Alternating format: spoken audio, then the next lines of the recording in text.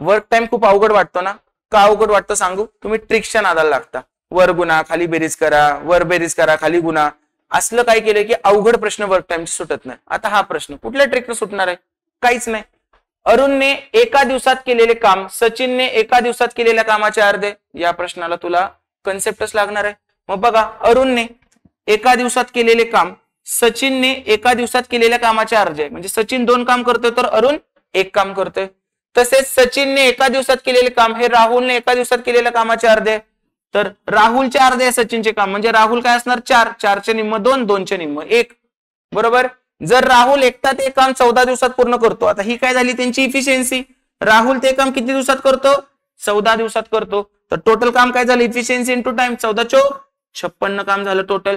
आता मला सांगा, तर अरुण, सचिन आणि राहुल मिळून किती दिवसात काम करतील? तर टोटल काम तर मिळाले आपल्याला 56. तिघांचं मिळून विचारले, तिघं मिळून किती काम करतायत? 4 आणि 2 6 आणि 1 7 दिवसाला. मग 56 काम करायला त्यांना किती वेळ लागेल?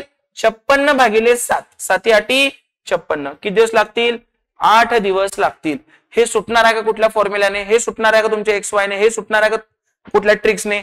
सुटेल, पण एवढ्या ह्याच्यात तर नाही सुटणार. आपल्याला आयोगाने 40 सेकंद दिलेत, आपल्याला 40 सेकंद सुटलं, संपला विषय. त्यामुळे ट्रिक्सच्या नादाला लागू नका, कन्सेप्ट शिका. ठीक आहे. Thank you so much.